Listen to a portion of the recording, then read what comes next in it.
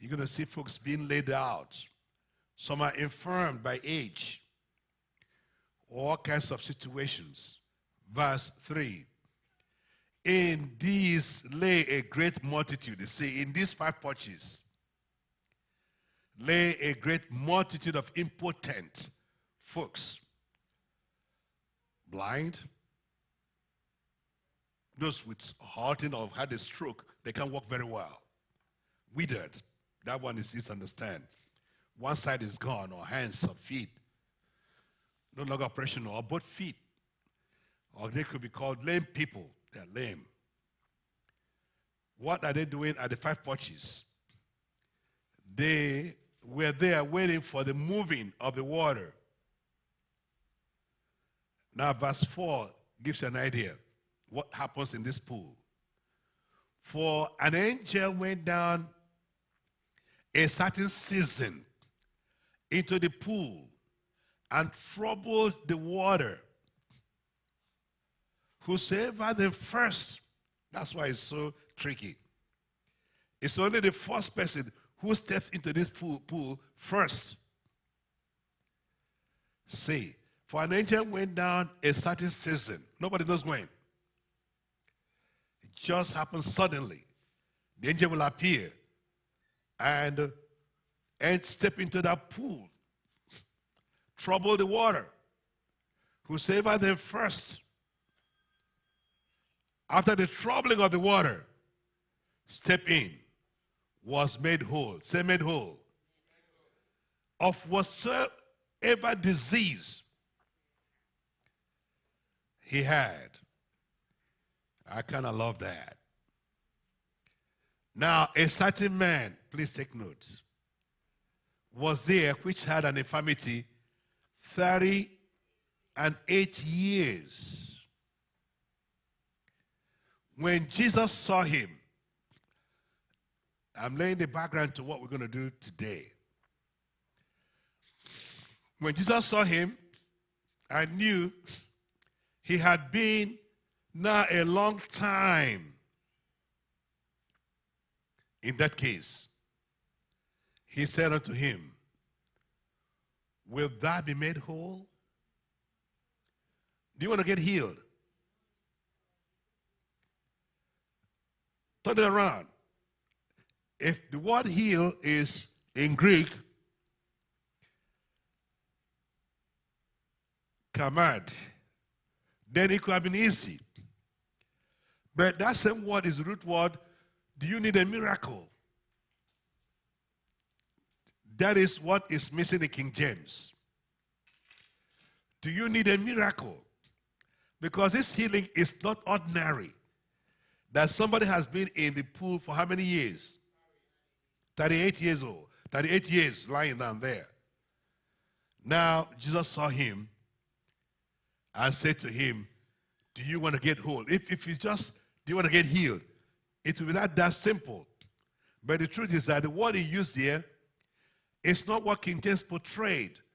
It's not, do you want to get healed? Do you need a, can you try it again? Do you need what? A miracle. How many of us today needs a miracle? Who need a miracle? This whole week and next week, we're going to be dealing with this text. Do you need a miracle? Nehemiah, please go back to that verse 6, because sometimes we don't get the context clearly. Do you need a miracle? When Jesus saw him lie, he knew the man has been there a long time in that case. He said unto him, will thou be made whole? In other words, the healing is not going to be half and half. It's a complete healing. Do you want to get completely restored? Now, like I told you, the word used there in the text, healed, is not the same we see in another part of the John's Gospel, meaning healing as we know it could be gradual, could be something a doctor can do. How many of us have been sick, ever been sick before? Have you been sick, ill health? How long did it take to get healed? Days, hours? You take medication, you don't get immediately up on your bed going. You can see me snizzling. For 7 days now, 8 days, I've been struggling with this. But I'm healed. But I'm not yet made whole in the physical, but I'm made whole already in the spirit realm. So to be made whole means you've been restored completely. Nothing missing, nothing lacking, nothing broken. So the word could be brought together simply. Do you want to be made whole? Sonny can take off the heat there so it doesn't be going off. It can take off that heat so that the projection will be good. Do you want to be made whole? So this is where we are today. Verse 6. Do you want to receive a miracle? That word is, are you prepared? Father, that's how it's written in Greek. Are you prepared for a miracle?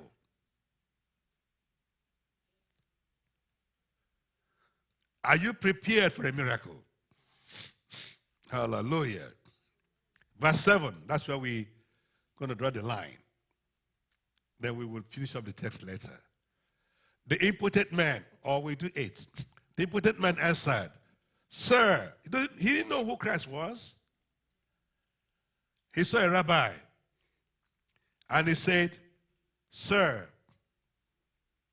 I have no man when the water is troubled to put me into the pool. While I'm coming, another stepped down before me. Say, I have no man. Miracle, hear me clearly, is designed for those who have nobody to help them. God will send a miracle. Sometimes it's to somebody else who will give you an information, a helping hand, an idea, a suggestion. And somehow, inside of you believe what was said to you. It works. I have no man. I have no man to put me into this water. When the water is troubled, I have no man. I have nobody. While I'm coming, someone else who has some people to help them, get to the pool before me. Again, it's a seminar.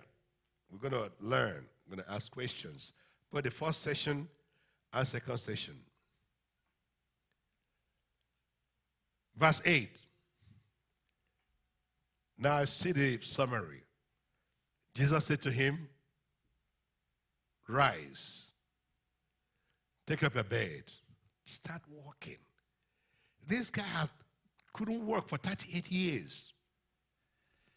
He has been bedridden. He's been sick. He's been giving up for life. No hope. The Lord just said to him, Rise, take up your bed. That which you have identified yourself for 38 years.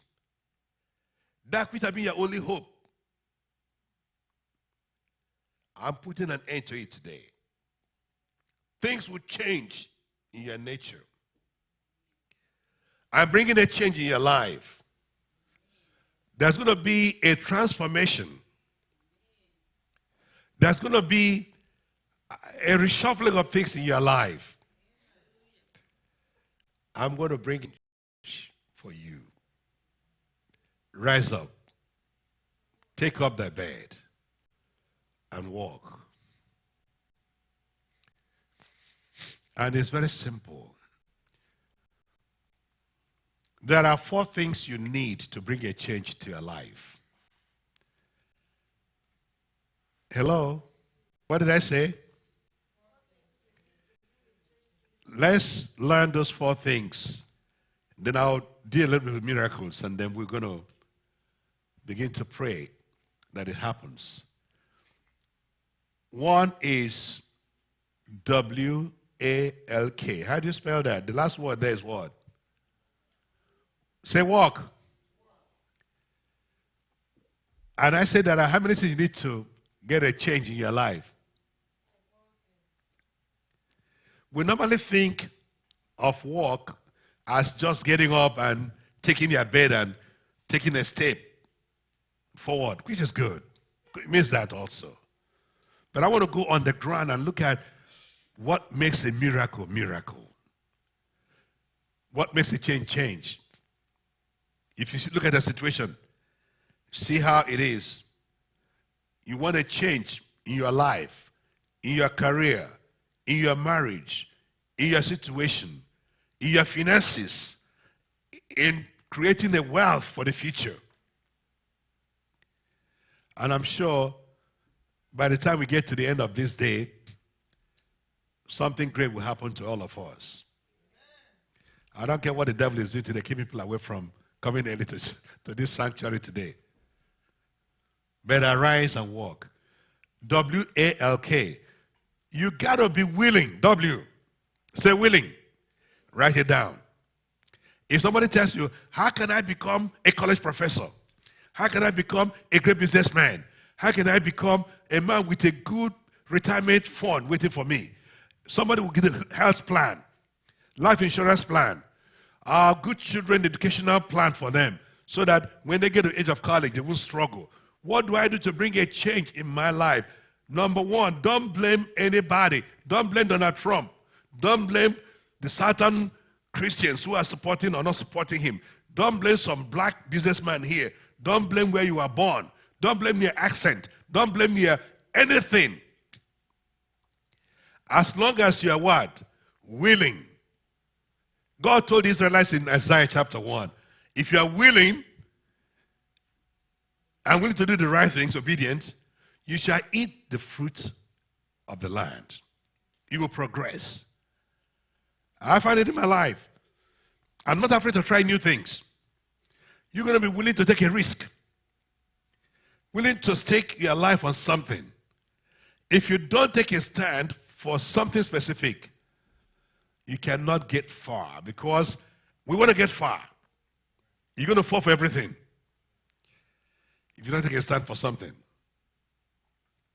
So, to walk, W-A-L-K, forward in life, to work, W-A-L-K, not labor. This is something you're going to, it's a process. Number one is to be what? Now, I will take a break here. What does it mean to be willing? Let's go around the house. What does it take to be willing? It's the seminar we have today, don't forget. We're going to be meaning it, the biblical words, the presentation, everything going to be anchored upon the future. Sister Jimmy, go ahead. Let me start with you first, my guinea pig today. What does it take to be willing? Get up, take the microphone.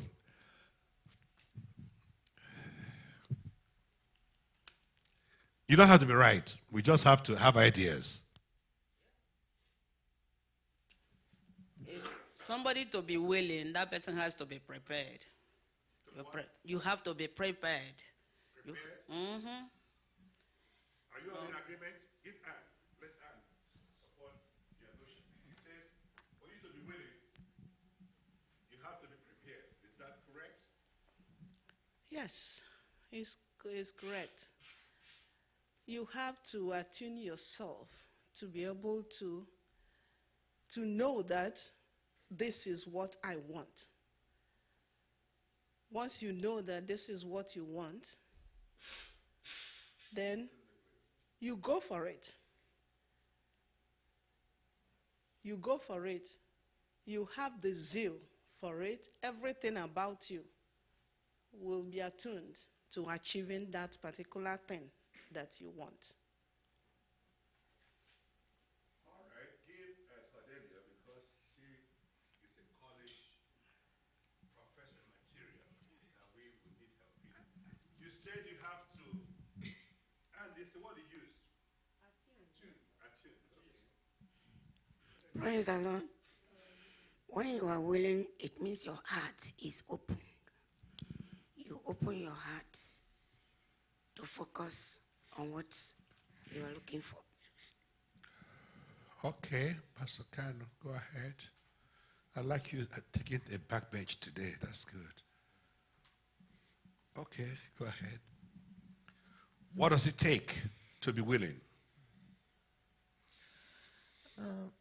To be willing, you have to put in your all into that thing that you desire to achieve. I think all I'm hearing from you all is the after effect of willingness. Yeah, okay. You have to prepare, be ready, Be then prepared, put be in ready. everything But- you have for it. But let me get from Frank. Go ahead, my brother. Think? Faith. To be willing, you got to have faith in what you want to do and have courage to carry forward. Okay. But because this is where most of us first generation immigrants miss it in America. Are you hearing me? This is where most of us who are first generation immigrants miss it. And give us the chairman. He's going around. I don't know what he's doing with his cell phone. His job is to be carrying this around. Give it to him. He stand up on the corner, be watching me. Stand here so he can be helping me. That's my bodyguard today. Because we are doing a seminar, very important. He has said, have faith. You have said all that. I have a point. Go ahead. Obedience. We are looking at last word here, walk. And I said there are 4 things. Is the W, is the A, is the L, is the K. To have a breakthrough in anything in life begins with the word willing. Willing. Must be willing to obey. Yeah, but I'm saying, what is the foundation of willing? He said faith, which is biblical. But suppose I'm not a Christian. I don't even know what they call faith. I'm an atheist.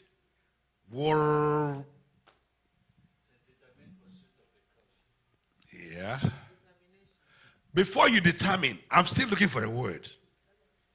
Yes, sir. I feel as though that I'm willing. I don't have the experience, the faith, the knowledge, and all that, but I'm willing, and I'm humble, and I submit. One word I want us to tie together is the word desire. Say desire. Desire. Say there was desire. Desire. If you don't desire to succeed, I can't help you. Are you hearing me? I agree with you, and I just want to use one word. You're going to have a strong desire for that change. It's a desire that brings the motivation.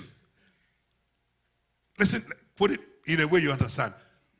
Why would somebody not have a good marriage? If you desire to have a good marriage, you're going to do everything in your power. Take all the nonsense. It takes only one person, by the way, to have a good marriage. I hope you know that. It doesn't take the 2 of you. It takes only one person to have peace in a home, in a church, in a business, if you are willing to be the one to be stepped upon.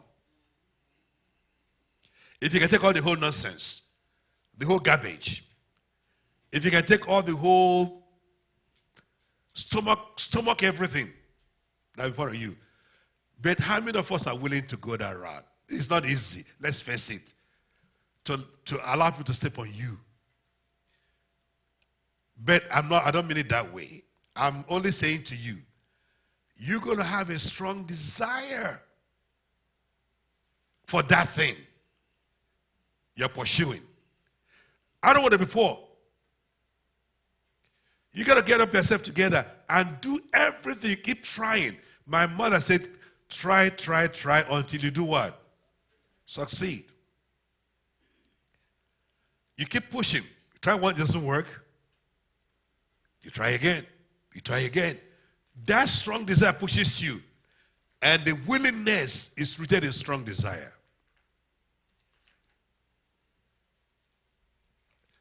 If you don't have that strong desire, you may give up on yourself down the line. But if you have this burning desire, nothing discourages you, nothing tires you out.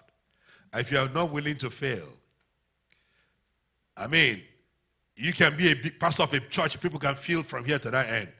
You show up at church Sunday morning, the church is empty, everybody's gone. You have a desire to be a pastor, to have a great church. You don't throw up your hand. You go back again and re-engineer. Begin all over. Say, I will not fail. Say, I will not fail. I will not fail, But I will succeed. but I will succeed. Whatever it takes, you don't give up on life. The desire to succeed is the desire that makes you willing to go the extra mile. You know what Christ said? He says, if they take your outer coat, do what? Give them your inner coat. Keep pushing. If they slap you on one chin, turn the other. Keep going. Winston Churchill said that if you're walking on the street and you stop to address every dog barking as you're going along, you're not going to get to your destination. As they're barking, you keep doing what? Don't even turn to look at them. Keep going. The desire to get to your destination, if it's burning in you, that is where willingness will come. You're willing to do anything. You're willing to do anything. That's why I like Donald Trump. Even if you catch him with this guy in the picture, whatever that guy was, the one that's saying that taped him last week. Last night, the guy came out, I haven't seen him. I don't know him. Whether you believe or not, that's your trouble. He's saying, I don't know. People take pictures with me all the time. Nobody's going to impeach me. If they can do all they can, I will not be impeached out of office. I'm not saying he did the right thing. I don't know his opinion. But I love his zeal that he is not giving up on himself. If you watch this impeachment and Clinton, you see a difference. In the Clinton's impeachment, the guy gave up too early. Didn't even fight. Even if you are guilty, be guilty with a reason. He didn't even give the reason why he was with Lewinsky, anything like that. I mean, I like people who are daring, who have a desire for success. And this is where we are today. May the Lord help us in Jesus' name. So that our faith, other things, the Word of God, everything else will help us to get to the A, the L, and the K. I need a speculation now. Who knows what? If I have a strong desire that makes me willing to go, what about the A? What am I going to look next for?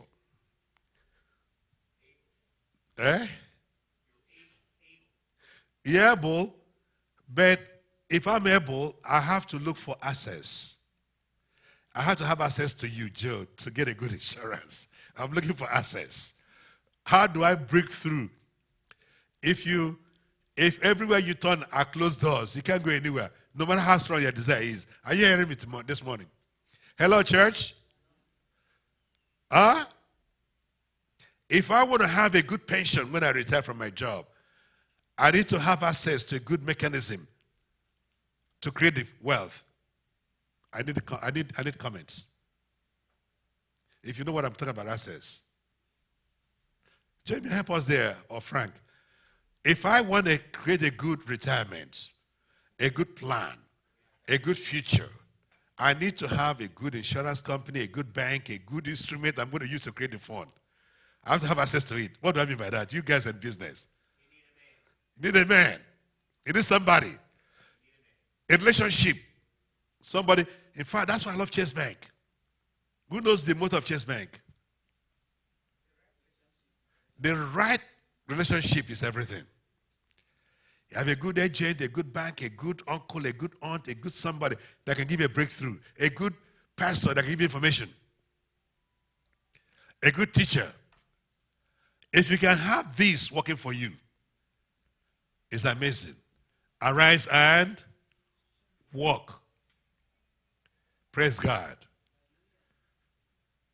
Access. Who knows what is access? Go ahead. Define it for me, Anne. You're a professor. As a chimney, leave your phone. Give him the phone. Give him the Give him you're a pastor, you shouldn't be texting in the church type. I know, you do it later. I'll give it to your wife to be doing for you. Because this guy will not understand that you're texting, copying the mail. He will think you're texting Mr. Trump. Go ahead. When you have an access, Access, ACCESS. That's what we mean. yes, when you have access to anything, that means that thing is there. That thing is there for you to get it, to claim it. You can have. Say that is something I what want to you hear. desire. Access to what? Access to the very thing that you desire. May not be the very thing, but at least the resources, the information, the divine helpers. Yeah, that is the thing that you desire. Yeah, to that which you desire. I'm calling you all today to begin to think on miracle in that direction. That I have a desire to be healed. And I have access to my healing. I have access to the source of my healing. I have a channel to be healed. I want to be rich. I have the desire. I have access. Go ahead. That means you can go and get that thing. You can walk through to without it. Any hindrance. No hindrance. Yeah, the way has been made for you to get I like that that. very thing. A way has been created. Now, why are most of us in poverty? Remember what I said about poor here many years ago? And I've been saying it. That poor is spelled how? How do you spell poor? P-O-O-R. Who remembers what I told you it means to be poor? P-O-O, that nobody should be poor.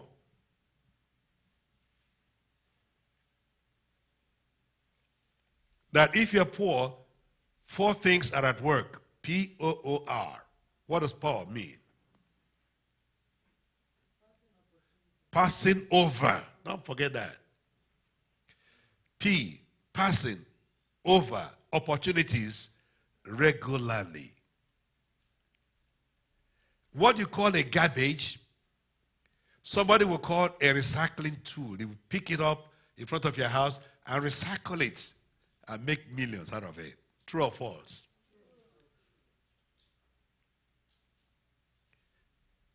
If you're not disciplined enough to stay in a school through a high school program, 4 years in a college, you're not disciplined enough to have that burning desire to get a degree and have an access to university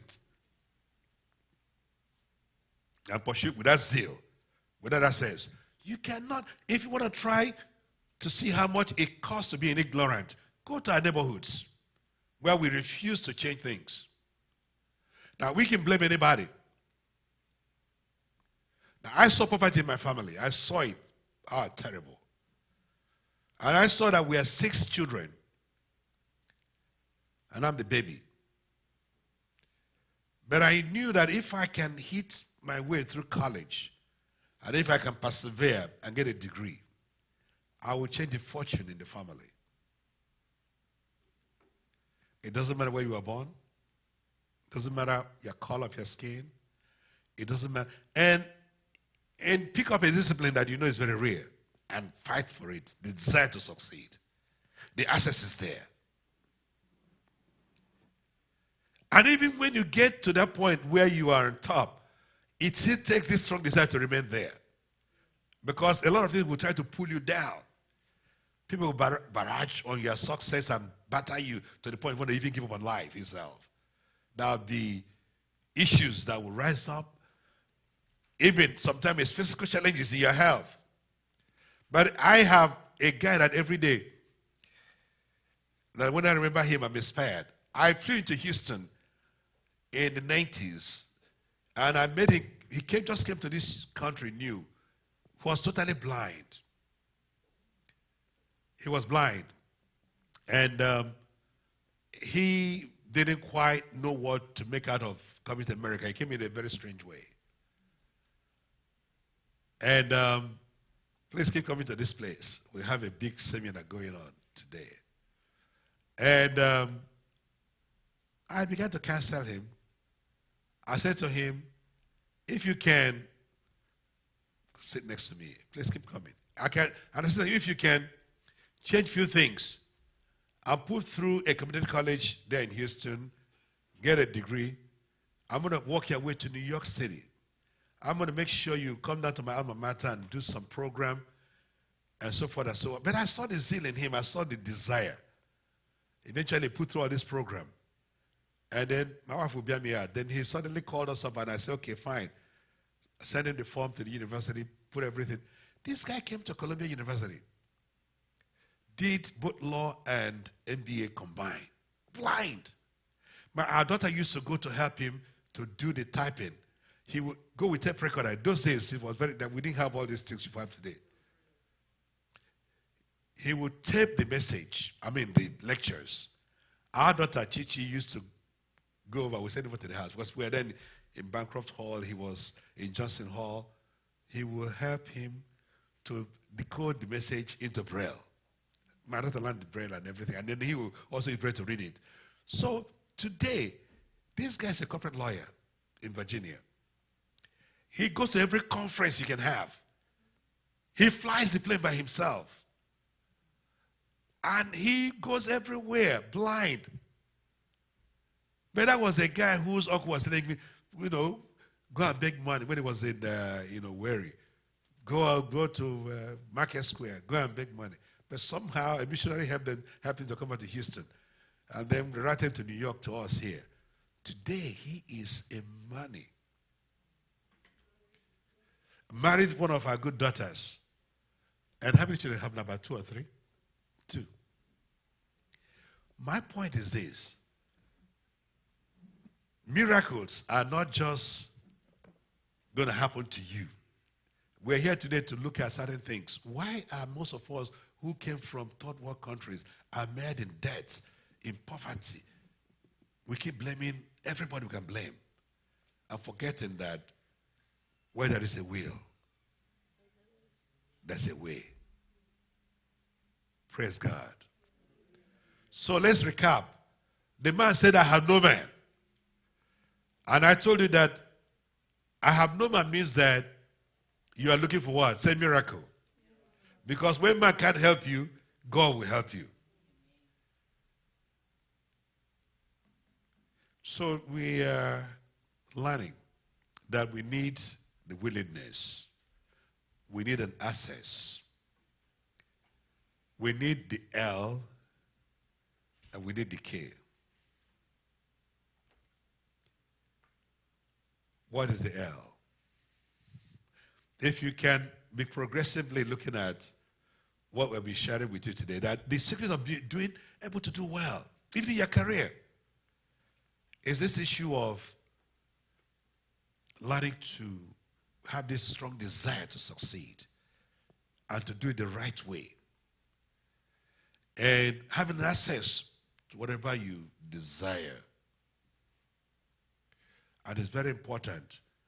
We also acquire the L and the K of what you're going into. Because if you don't have the L and the K, you may not go too, you go too far when you have both of them. Who can assume what the L and the K will mean? Yes, Joe.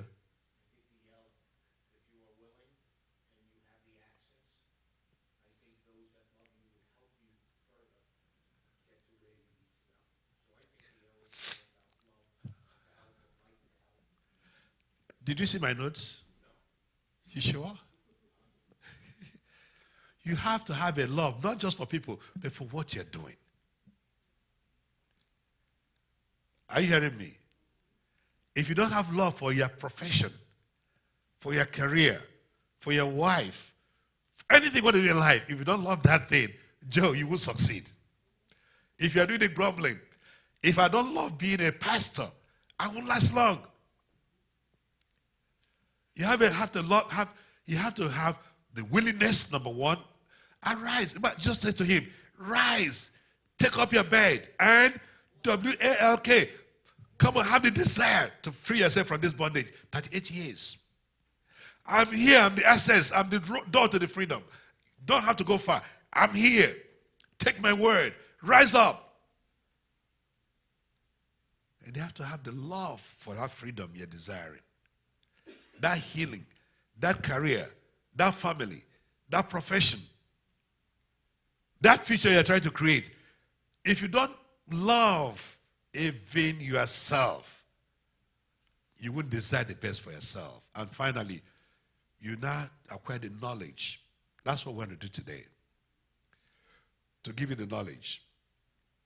If somebody told me 1980, sat me down, said, listen, when I just arrived here in America, I said, this country will level you out first of all, then build back on. I wish I had listened 1980. He said, because if you get old in America, it could be terrible. And most of you first wave immigrants who are just coming here, generation, you need to, don't just talk about prayer. Pray and pray and pray. If you don't give, if love doesn't become charity, that was the first time somebody gave me that lecture. If love doesn't become charity, you're going to remain poor. What is charity? Love that have legs, hands, eyes, ear to hear. Eyes to see the need, ear to hear, leg to move and get into solving it, hands that can lift the burden, words that can speak. If that's why we had charity organization. We are a charity when we need to incorporate this ministry as a charity. Because we want to do food pantry. We want to do after school program here. Every summer we gather kids here and we give them computer learning. We give them tutorial in math and reading and everything else, and we get right for budget to the city. Yesterday, if you were here, I said the line. And we want to do more. We were doing more when we had the people, we trained them. But we're going to get back to that, hopefully, by the end of this year. To do here in the South Bronx, I just went to our assemblywoman, drove in this morning, let me this, said, get your folks to begin to sign petitions. We need to bring more things to the Bronx, which I'm going to have most of you sign before you leave today. We need to talk to the assembly people in Albany. And Joe, whatever you're doing, I'm going to take you to a conference in New Orleans next month. I said, February, I say, yes, plan it. We're going to fight against hunger. Because I want to make this church one of the center to address the issue of hunger in the South Bronx this morning. See, sometimes this is just connive themselves. I don't want to do church as usual. I don't just want to talk about going to heaven. I believe, first of all, to do what? Conquer this earth. And live well on this earth. And live a legacy on this earth. And that's where you come in. Miracles will come to our community. Miracles will come to you. Miracles will come to me. But I just don't want to live my life anyhow. I want to end, and then we will give you a testimony.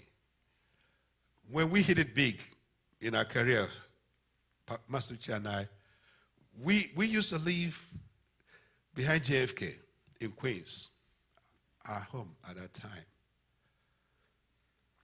We said, let's move to Long Island. So I drove over Long Island looking for a place to buy a house. I came to Icelandia. I love that place called Icelandia. I say Long Island, Icelandia. I went and saw a good house. We drove her.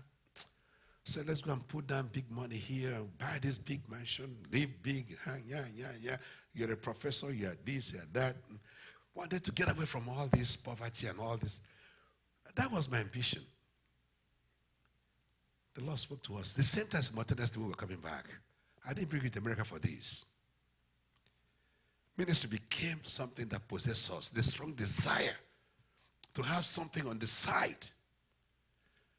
While we're teaching, working, we can also gather people. And there was an issue with the church we used to attend those days, and we just left them. So I said, wow. So we did incorporate. We started looking where we're going to put this work. Never knew we were going to find a building like this to do what we want to do. We drove, and she one day had on the radio a new thing that developed in the Bronx. He said, maybe we're going to just go for this. I said, go to the Bronx? He said, yes. What a desire. And I never wanted the Bronx for anything. Having lived in Manhattan, having now moved to Queens, Bronx was the last place I was thinking. The American dream was move to Long Island, go to Connecticut, to New Jersey. Now you came from this area. So she put that pressure on me. I said, okay, baby, enter the car. Let's go locate the place. We drove down until we found where we bought this house. Not knowing we we're going to find a building next door to us, not too far. And here we are today, doing this ministry. And as a gift to posterity. So my point of testimony is this. To rise and walk means that I have to be willing. I have to have a desire to see a change in my family, a change in my life, a change. And my prayer today for all of you here, listen to me. Because I said it here in the beginning of the ministry. You know, folks got up on the seat and left the church when I told them that was almost like 30 years ago. I spoke to them and I said to them that most of us going to age in America. No, don't believe them because they're going to do some seminar for me at the back. Just relax where you are because I need to be at the back because I'm going to bring up in a while. So, and I said to them that I don't want you guys to age in America not having a good pension, good insurance, good retirement fund. That I don't want to see any of us getting old to the point where you are sick and you can't be in your own house to get all the help you need in your 70s or 80s or 90s here in America. I don't want any of us to be confined to a nursing home. All the few Nigerians I know who went to nursing home died within 3 months after they've been there. That's not us. At least I know two. They become such a burden on their family. Some are going to bear me out. I'm going to call you up to testify. You are in the medical field. You know the cases of those who have gone to nursing home. Come on. You should be able, when they're still in your 20s and 30s and 40s, to build a wealth whereby you can draw your life insurance, draw your pensions, draw on some extra fund created somewhere, on your IRA, all kinds of investment tools you need. This is not Nigeria. We need to begin to think, 20 years from now, 30 years from now, what am I going to do? I believe God is the help of his people. But all this I'm talking about are also Christians who pray, who speak in tongues. But there come a time when these things will be like the 5 foolish virgins. Have you heard that parable before? What do you know about 5 foolish virgins? Somebody help me out.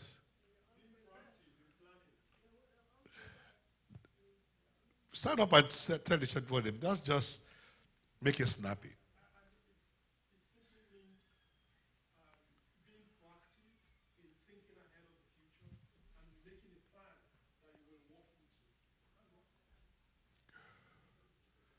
Who else?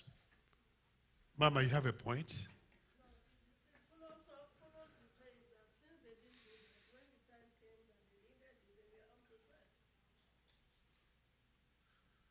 All right. Unprepared. Cordelia, what do you know about the 5 foolish virgins? We were told that they were not prepared. And so, when the time comes, We were told. You believe they were not prepared? that is what the minister said. Which minister? All the pastors. All the pastors told you that. That I know. Is that the word of God that they're not prepared?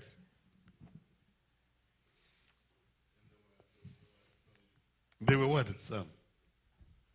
They were overtaken and consumed with the present. Because don't forget, they came, all the 10 virgins came with their lights on. The oil ran out. I like that word. They were not prepared for the long haul. What we're going to learn today is this. You don't have to have green card to begin to save for your retirement. And they're going to talk about that. I'm not going to speak for Joe and Frank. But we are also about the future. We need a miracle. The miracle is one that you're going to create yourself. To walk in love for your future, for your children, your grandchildren. If somebody told me I'm going to be here 30 years, 40 years now in America, I would have argued. Somebody told me I'm going to have 3 grandchildren. The oldest is about 15 now. I will argue. Somebody told me that I'm going to begin to create funds for them as a legacy. Let's stand.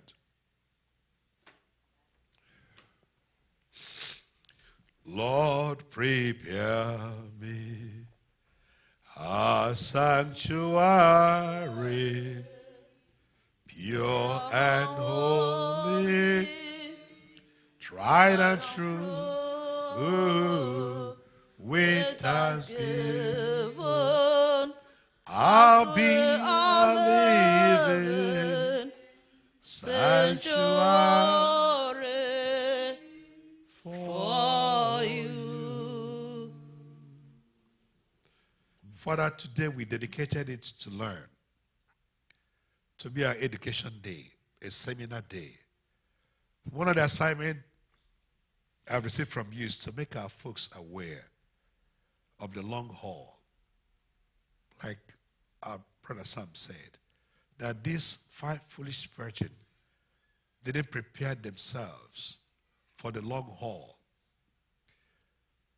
The deceit of Satan to us in the early 80s was that we're going to just spend a few years here in America, we'll go back home. We'll make it big in somewhere, Africa, somewhere in Nigeria. But we're still here, 40 years later. We're still here with our children and grandchildren. And it breaks our hearts, Lord, to see our folks, because being not prepared, we end up in nursing homes where there is no fund even to cater for us there.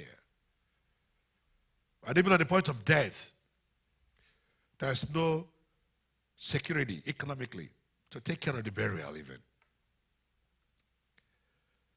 We want to succeed in this life. We shall be the head and not the tail. We shall not be poor. It's a spirit. The penury spirit.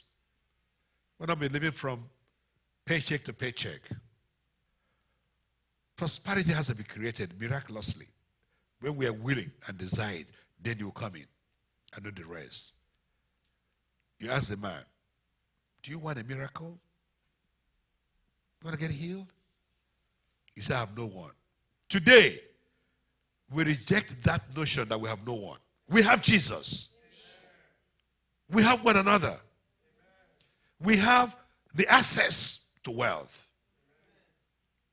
And we have the knowledge now. If we don't have knowledge now, we need to acquire the knowledge. That's why we gather here today. He told Timothy, study to show yourself. Study. 2 Timothy 2:15. To show yourself. So many times we don't even want to study wealth from the Word of God. How to create it. From your Word. From your Word. That everything we need is in the Bible. How to live well, eating well, living well. And the future. Bless your church today. It's about 12 noon now. We're going to yield to the second part of this seminar. To be the glory and praise. Because in Jesus' name we have prayed. Amen. Be seated.